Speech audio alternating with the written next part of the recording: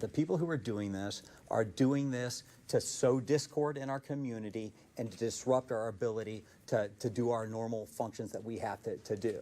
And we just can't let them do that. We're continuing our team coverage tonight on the Haitian migrant influx in the city of Springfield. We now know there have been 33 direct threats made to the city of Springfield in just a little more than a week. Eli Burgett is standing outside City Hall right now. So Eli, what did state and city leaders say this afternoon? That's right. The latest to receive threats are two Springfield City schools, Simon Kenton and Kenwood Elementary. This afternoon, Governor DeWine made the trip to Springfield City Hall to announce what the state is doing to ensure that these kids are safe in school. There's no room in Springfield, Ohio for hate. This is a very welcoming community. It's always been that way. We cannot let the bad guys win. Our schools must remain open. They are going to remain open. Governor DeWine put the public on notice. Over the past 2 weeks, the city of Springfield received 33 bomb threats directed at local schools or city facilities. These threats come as tensions over race and immigration within Springfield have reached an all-time high. However, each threat was carefully investigated by Springfield police, the FBI, and the Dayton bomb squad, and every single one was a hoax. The people who are doing this to sow discord in our community and to disrupt our ability to do our normal functions that we have to do. And we just can't let them do that. Despite none of the threats being credible, Governor DeWine is sending support to Springfield local schools to ensure their students' safety. From this point forward, bomb dogs will be on site in Springfield whenever a new threat is received, and 36 state highway patrol officers will be dispatched to various schools in the district to provide extra help. The one thing that we do know is when we all work together, it turns out better. As of right now, no suspects have been found. And Governor DeWine recognizes the difficulties that Springfield is facing, but he says that it will take the people within the community to stop this rampant spread of hate. I think it's going to take people of goodwill to come forward and say, we're a community, we can work together. And do we have challenges? Yes. And accept those challenges and move forward.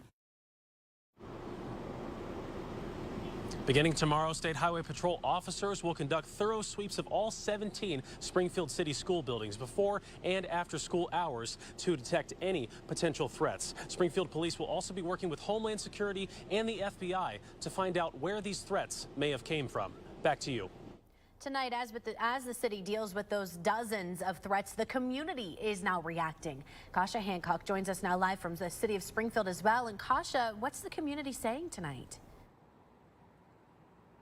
At least community members I spoke to today tell me it's ridiculous that these claims of Haitian immigrants eating people's pets and geese have gotten this out of hand. Now, I also spoke to one woman who's a mom, and she says she's worried about her safety and her son's safety as well, while others tell me that the people making these threats, they don't think that they're actually going to follow through with them. That makes me glad that my son is homeschooled because knowing something like this, I would not put my child in a Springfield school, especially if Springfield is gathering together on an issue like this against a group of people. It's crazy. I'm embarrassed the way we've treated the Haitians, honestly. And anytime I encounter Haitians, I wave, talk to them, very polite. They've always been very nice. They are not illegals. Tonight at 10 and 11, you'll hear from a Wittenberg University professor about the threats that were received there and how this is making students feel. As we continue to receive updates, we'll keep you updated on air and online at Dayton247now.com. Back to you. And while Springfield is dealing with those threats, a scare at the Ohio State House as well today. A bomb threat sent this morning. The Ohio State Highway Patrol says that they have not found a credible threat.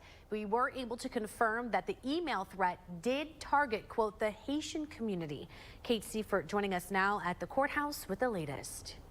The Ohio State Highway Patrol confirms that there was a bomb threat made here at the Ohio State House earlier this morning, though they deemed it was not credible. We just got some information from the Ohio State Highway Patrol. Let me read it to you. Around 8:45, when officials were notified that a bomb threat was made here, an email was sent making that threat to several people who work inside the State House. That threat was sent again via email. It was immediately forwarded to the Highway Patrol. Troopers, along with fellow safety service members and the explosive detecting canines, were all here. And then once again, that threat was deemed not credible. But for some time, the parking garages here at the State House were closed. Those who work inside had to park elsewhere and were not permitted to go down underneath the State House. Though the State House was not evacuated, everyone was able to stay inside and the public was still able to go in and out of the building. Once again, the State Highway Patrol confirming this was not a credible threat. Reporting in Columbus, I'm Kate Seifert.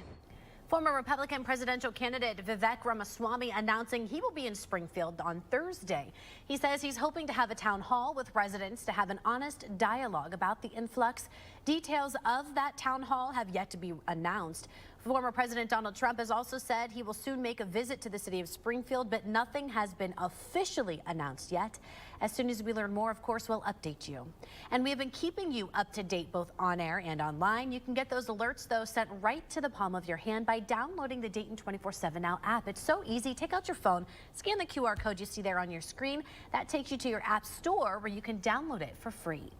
We now know the two men convicted of killing Dayton Police Detective George Del Rio will now spend the rest of their lives behind bars. Lydia Bice was in that courtroom this afternoon. And so, Lydia, what were those sentences exactly? So Cocky Courtner and Nathan Goddard Jr. will both spend the rest of their lives in prison, with Courtner also getting an additional 5 years and Goddard getting an additional 10 in addition to those life sentences. Goddard Jr. read a statement in court today that mentioned nothing about Del Rio or the Del Rio family. He apologized to his own family and said he feels that his own attorneys worked in support of the prosecution. After the sentencing, I asked Goddard's attorneys if they wanted to speak to us, but they declined. However, the prosecution did speak to us afterwards. It's a sentence that will ensure that these individuals are not released from prison for the rest of their lives. The amount of fentanyl that they possessed could have overdosed or poisoned every person in the Miami Valley. You're talking about the hundreds of thousands of people. Coming up on Fox 45 at 6:30, we'll have this full story where you'll also hear from Detective Del Rio's family almost 5 years after this tragedy took place. Back to you. Tonight, several people are displaced from their apartment after a fire. It happened this afternoon at Wilmington Pike and Citation Avenue. Firefighters tell us when they got to that scene, they saw smoke billowing out of the 4th floor. Now, they tell us they know the building does not have a sprinkler system, so they got to work quickly. We always take any report of a fire at this building very seriously. But our crews were able to get up to the 4th floor, make entry into the fire apartment, knock the fire down fairly quickly, and minimize damage to further apartments. District Chief Judge said at least 3 apartments were damaged, 1 where that initial fire was reported and 2 below with that water damage. Now that fire is still under investigation. A live look right now from our Eco Plumbers Skycam. A beautiful Monday night out there. Let's send it out to Chief Meteorologist Natalie Walters. Yeah, another nice night out here, but also another dry night out here too. No rain in the forecast today, but we do have small rain chances coming up over these next couple of days. But let's talk about how long it's been since we've seen any substantial rain here across the Miami Valley. 29 days without more than 1/100th of an inch of rainfall. Now that's just a little more than a trace of rainfall, the smallest amount of rain you can measure. 29 days since we have seen anything substantial, which was 0.32 inches back in the middle of August. So it has been a long stretch of just very dry weather across the Miami Valley, but we do have some small rain chances in the forecast, as I mentioned. We got mid-80s across the board, so it's warm, well above normal for this time of the year. 85 in Dayton right now. And then heading into the rest of the evening, it's going to stay not only warm, but also dry. Notice dew points 40s and 50s. It's also low humidity out here as well, and that'll be the trend overnight with lows dropping into the upper 50s early tomorrow morning with increasing clouds. I'll talk about the rest of the week with that small chance for rain in just a bit. Security at Trump's Mar-a-Lago estate is now the highest it can possibly be after a second assassination attempt over the weekend. The suspect, Ryan Wesley Ruth, is now in custody. Secret Service agents say Ruth did not have a clear line of sight and never fired any shots. Agents are now trying to figure out how the suspect knew the former president would even be at the golf course. Yesterday was an off-the-record movement, off the record, and the president wasn't even really supposed to go there. It was not on his official schedule. And so we put together a security plan, and that security plan worked.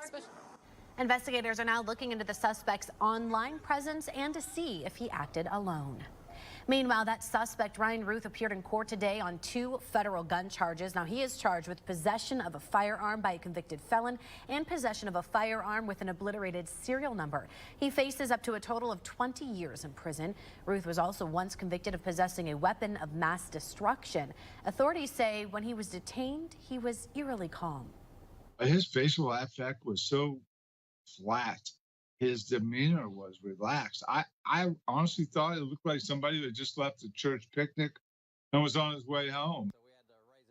A bond hearing is set for next week and a probable cause hearing the following week, and more charges are possible. Well, the Cincinnati Bengals fans and players trying to look on the bright side after losing by 1 point. What head coach Zach Taylor says the team is taking away from that loss. Plus, I'm tracking a very small chance of rain over these next couple of days. How much we could see, that's coming up. You're watching Dayton 24/7 now.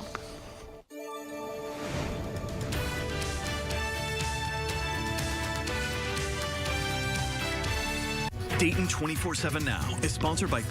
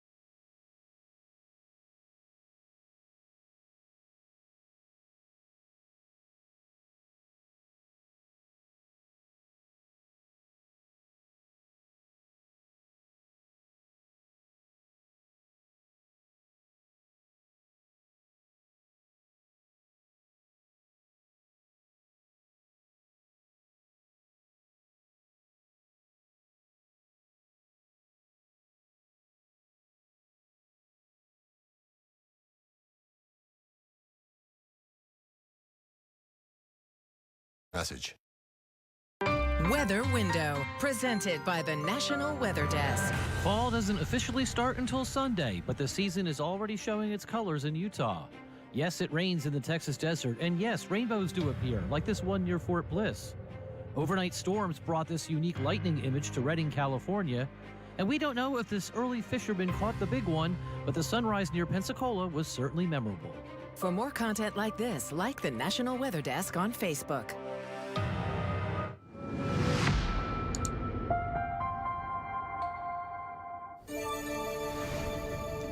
Well, nice conditions across the Miami Valley for this evening. It was another warm day and, of course, another dry day as well. But you can also see some cloud cover actually beginning to build into the area, increasing clouds in the forecast, as well as a small chance for some rain returning to the region as well.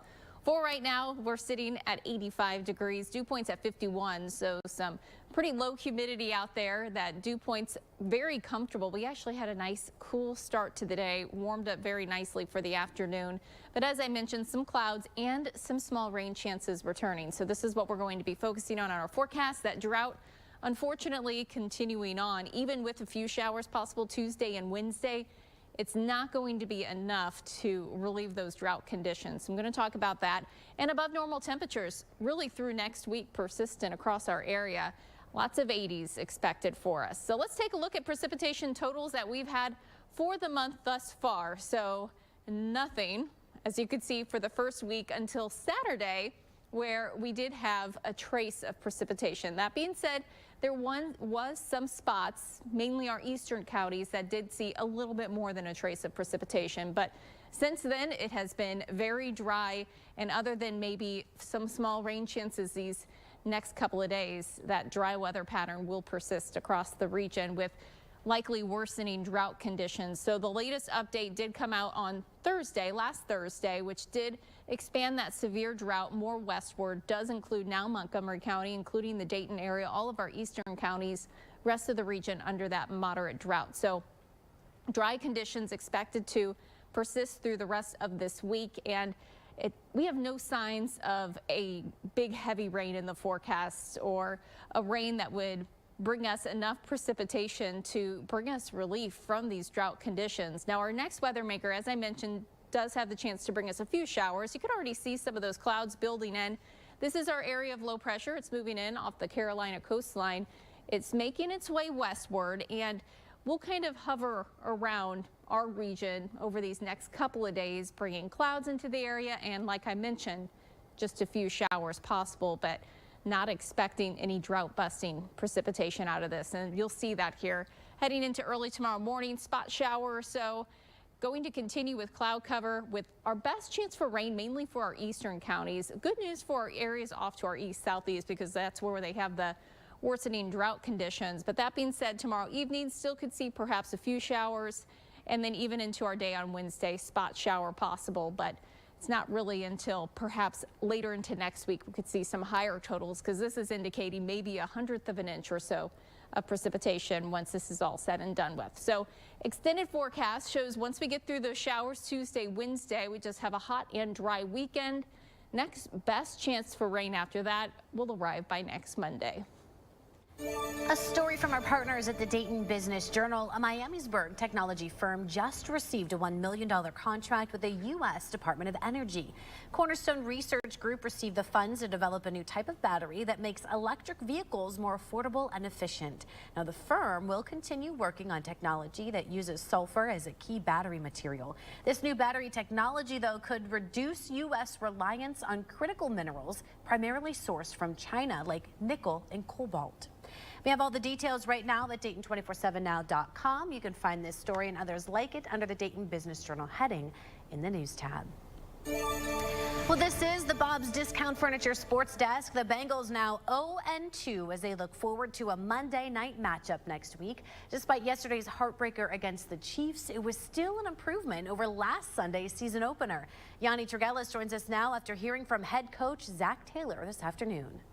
Starting the season 0-2 for a third straight season. Obviously not what the Bengals wanted when they were heading into KC on Sunday. But after the performance we saw last Sunday, the positives to take away from this team are that they can compete with the best of the best in the National Football League. We saw the offense get off to a fast start after struggling to even pick up first downs in Week 1. Joe Burrow silencing doubts about his wrist as he threw for over 250 yards and 2 touchdowns on one of the premier defenses in the NFL. But maybe the biggest surprise we saw yesterday was the passing game, was the involvement with the tight ends. 14 receptions between the trio, a Bengals franchise record for a single game, highlighted by 7 catches for 91 yards by Mike Gesicki. Now, with all the attention that guys like Jamar Chase gets and T. Higgins will also garner once he returns from his hamstring injury, the depth at tight end can prove crucial in winning games. When you got guys you believe in, which we got several tight ends that we believe in, it allows you to be multiple and open it up, and I thought that was a good element of our offense yesterday. And again, the Bengals come away with a loss after that tight battle, but the feeling around the locker room today is confidence in the group that they are one of the best teams in the league, despite what their record shows. And that was Yanni Tregalis reporting. Now, Thursday Night Lights, of course, back in full swing this week. And every single week, we highlight a local matchup between schools here in the Miami Valley. This week, we're going to be out at Tri-Village as the Patriots take on the Ansonia Tigers. We're going to be broadcasting that game, of course, on MyTV Dayton. That's 22.3 over the air and Spectrum Channel 24. We'll also catch you up on the best plays that night right here at Dayton247now.com. Well, do you miss the fun of summer camp? Find out how you can enjoy a weekend full of activities at a local farm. You're watching Dayton 24/7 now.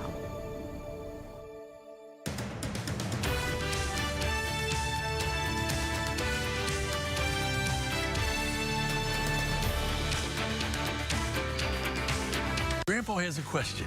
Why do people come to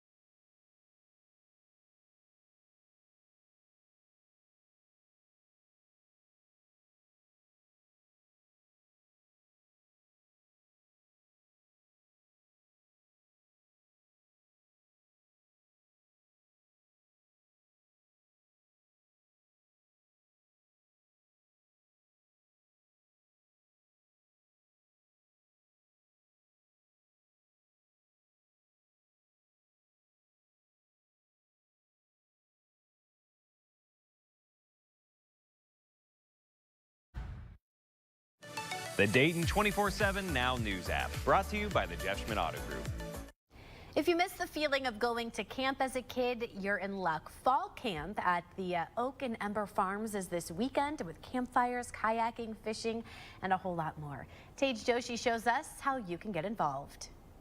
If you are looking for a beautiful way to enjoy the fall weather right here in the Miami Valley, then I have got you covered. Take a look. This is Oak and Ember Farms, just about 7 miles outside of downtown Dayton in Jefferson Township. This is a beautiful place with water, trees, wildlife, and of course, so much more. They do all sorts of private events here, but this weekend, they're doing a curated event that you can get tickets for. It is called Fall Camp, and if you love the nostalgic feelings of going to camp back when you were a kid in the summer or even a fall-time camp out, then this is the place for you. They've got a beautiful pavilion here, a tent, places to eat, and lots of space for activities. There will be a wonderful event happening this weekend, like I said, called Fall Camp, where you can go to their Instagram page and now at Oak and Ember Farms.